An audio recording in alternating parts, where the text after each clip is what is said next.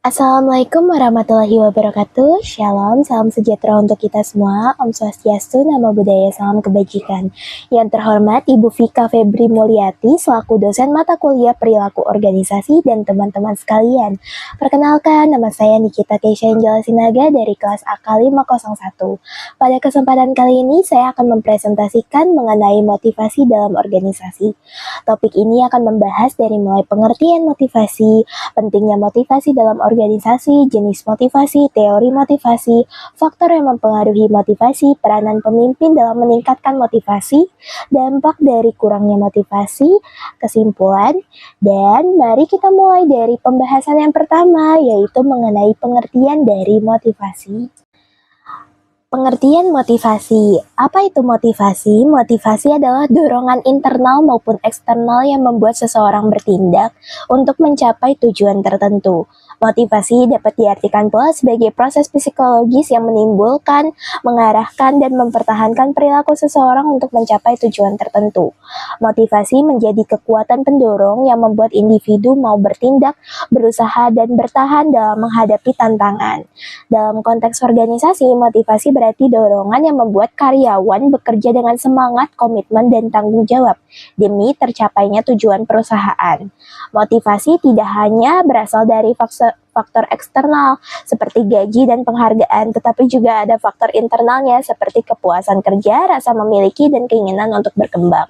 Dengan demikian, motivasi ini merupakan elemen yang penting yang menentukan tingkat kinerja dan keberhasilan suatu organisasi. Intinya, tanpa motivasi, potensi itu tidak akan berubah menjadi kinerja.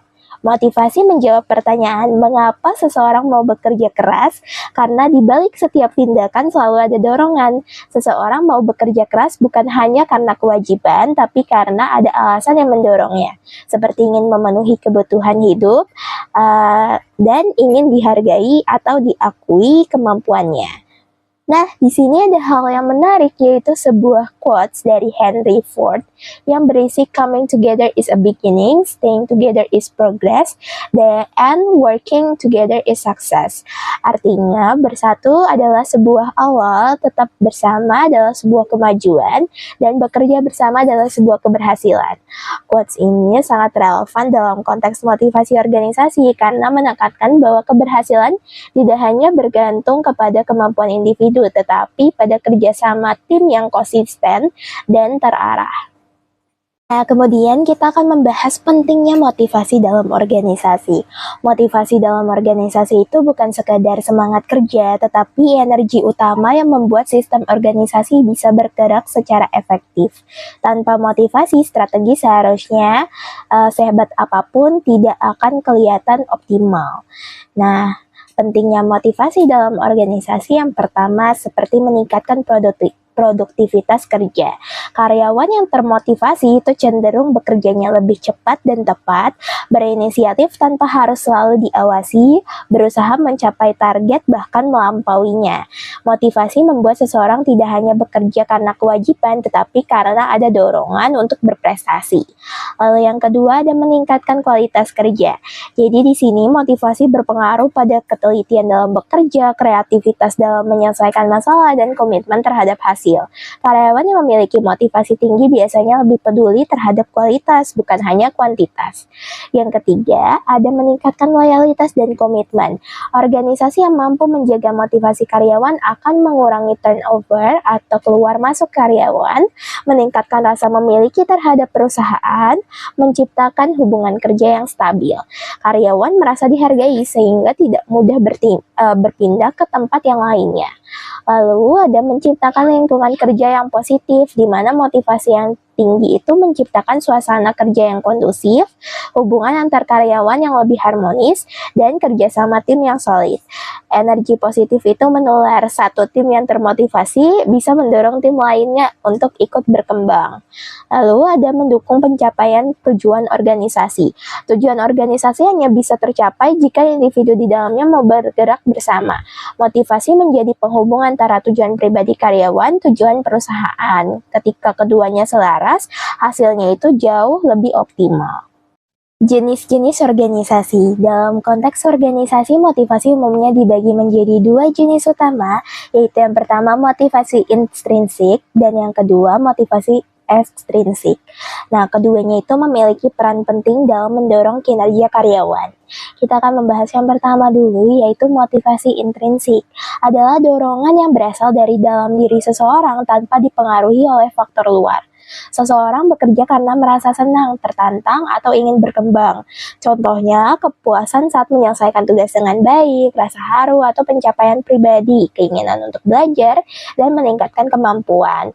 Nah, motivasi itu cenderung lebih kuat dan bertahan lama karena berasal dari kesadaran pribadi. Lalu yang kedua, ada motivasi ekstrinsik, yaitu dorongan yang berasal dari faktor luar individu, biasanya berkaitan dengan imbalan atau konsekuensi tertentu, contohnya gaji dan bonus, promosi jabatan, penghargaan atau sertifikat, sanksi atau teguran. Nah, motivasi ini efektif untuk mendorong perilaku dalam jangka pendek, terutama jika sistem penghargaan ditetapkan secara adil. Teori-teori motivasi. Ada 6 teori motivasi. Dari yang pertama yaitu teori hierarki kebutuhan yang dicetuskan oleh Abraham Maslow. Di sini Maslow menjelaskan bahwa manusia memiliki 5 tingkat kebutuhan yang tersusun secara bertahap. Dari kebutuhan yaitu fisiologis, yaitu seperti makan, minum, gaji untuk hidup.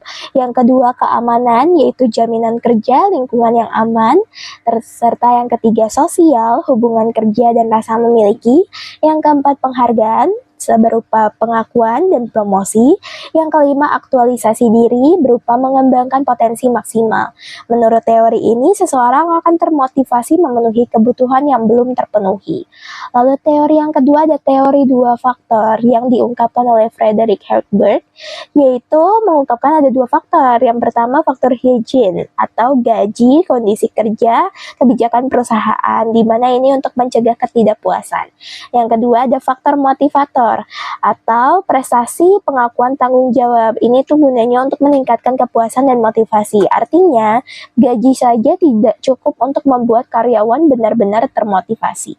Nah, teori yang ketiga ada teori X dan teori Y yang diungkapkan oleh Douglas MC Gregor, yaitu teori X, karyawan itu dianggap malas dan perlu diawasi dengan ketat.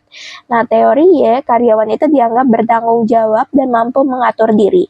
Gaya kepemimpinan sangat mempengaruhi tingkat motivasi berdasarkan asumsi ini.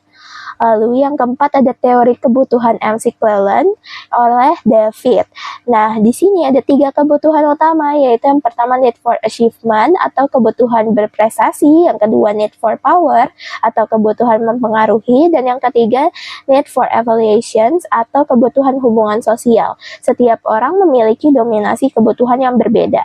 Nah, yang teori kelima ada teori harapan yang diungkapkan oleh Viktor Fromm, di mana motivasi muncul jika seseorang percaya bahwa usaha itu menghasilkan kinerja, kinerja itu menghasilkan sebuah reward, dan reward itu bernilai bagi dirinya.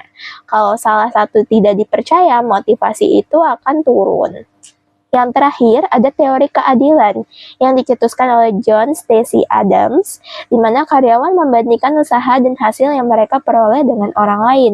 Jika mereka merasa diperlakukan adil, maka motivasi itu akan meningkat. Jika mereka merasa tidak diperlakukan secara adil, maka motivasi itu malah akan menurun. Faktor-faktor yang mempengaruhi motivasi.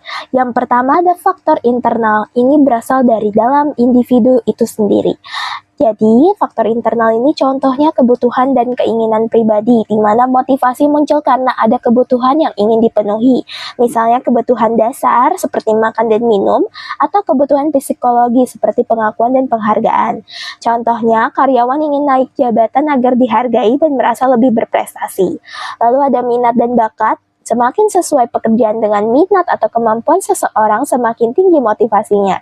Contoh, seseorang yang menyukai desain akan termotivasi bekerja di bidang kreatif. Lalu keyakinan dan sikap. Di sini persepsi positif terhadap pekerjaan atau perusahaan lebih meningkatkan motivasi. Contohnya, karyawan percaya usahanya dihargai, maka karyawan tersebut lebih termotivasi untuk lebih rajin dan produktif.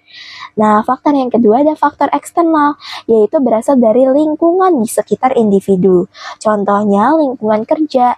Jika lingkungan kerjanya suasananya nyaman, fasilitas memadai, dan hubungan harmonis dengan rekan kerja, maka akan meningkatkan motivasi. Contohnya, ruang kerja yang rapi, dari dukungan tim, membuat karyawan itu lebih semangat. Lalu ada penghargaan dan insentif, gaji, bonus, promosi. Nah, contohnya pemberian bonus pada karyawan yang berprestasi ini membuat karyawan tersebut lebih baik dari bulan sebelumnya, termotivasi. Lalu ada kepemimpinan dan manajemen.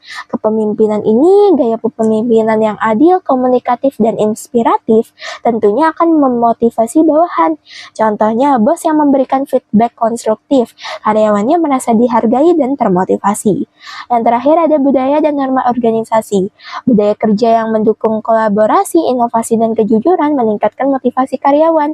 Contohnya, perusahaan dengan budaya belajar dari kesalahan. Karyawan jadi berani untuk mencoba hal baru.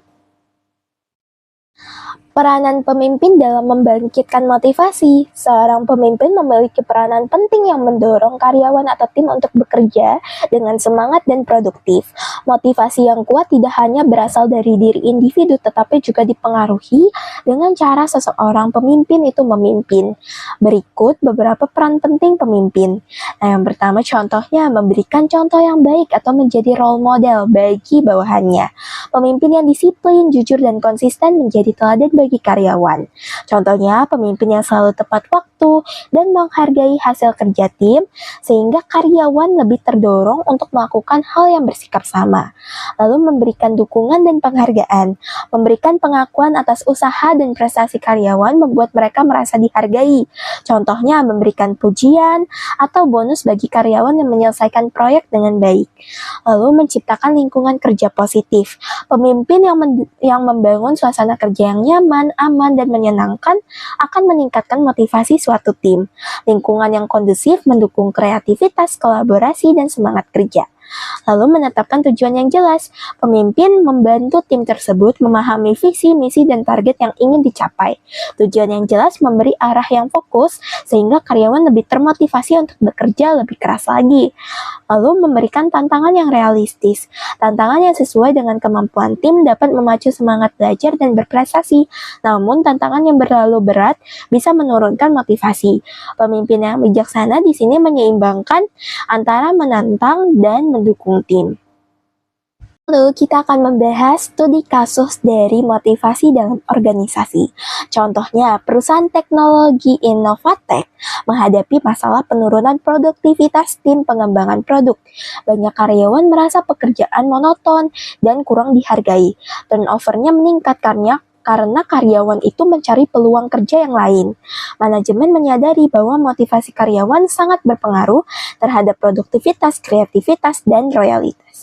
Nah, di sini untuk meningkatkan motivasi karyawan di perusahaan teknologi Innovatek ini, manajemen pertama-tama harus melakukan survei dulu untuk memahami kebutuhan dan masalah yang menurunkan semangat kerja seperti kurangnya penghargaan, peluang pengembangan, dan lingkungan kerja yang monoton. Berdasarkan hasil survei, perusahaan kemudian memberikan penghargaan dan insentif bagi karyawan yang berhasil menyelesaikan proyek tepat waktu, serta mengadakan program Employee of the Month. Artinya, untuk mengapresiasi prestasi.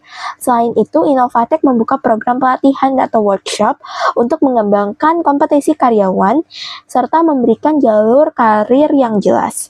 Lingkungan kerja juga diperbaiki dengan ruang yang nyaman, fleksibilitas jam kerja, dan kegiatan team building untuk mempererat hubungan antar tim. Kepemimpinan yang inspiratif turut ditetapkan melalui feedback konstruktif dan teladan etika kerja yang baik. Nah, hasil dari langkah-langkah ini menunjukkan peningkatan produktivitas tim hingga 30% dalam 6 bulan. Kepuasan karyawan meningkat, turnover menurun, dan karyawan menjadi lebih kreatif serta proaktif dalam menyelesaikan masalah. Baik, kesimpulan dari pembahasan kita pada kali ini adalah Motivasi merupakan dorongan yang membuat individu mau bekerja keras, berprestasi, dan berkontribusi secara maksimal dalam organisasi. Nah, faktor-faktor yang mempengaruhi motivasi terdiri dari faktor internal seperti kebutuhan, minat, bakat, dan keyakinan diri, serta faktor eksternal seperti lingkungan kerja, penghargaan, kepemimpinan, dan budaya organisasi. Motivasi sangat penting karena mempengaruhi produktivitas, kreativitas, kepuasan kerja, dan loyalitas karyawan. Berbagai teori motivasi termasuk teori Maslow, Herbert, MC Gregor, dan Fromm membantu pemimpin memahami cara membangkitkan motivasi yang tepat untuk tim. Dengan memahami faktor-faktor dan teori motivasi, organisasi dapat menciptakan lingkungan kerja yang mendukung, memacu karyawan untuk berprestasi, dan mencapai tujuan perusahaan secara efektif. Sekian presentasi yang dapat saya sampaikan, kurang lebihnya mohon maaf. Terima kasih, semoga apa yang disampaikan dapat bermanfaat bagi kita semua. Sampai jumpa.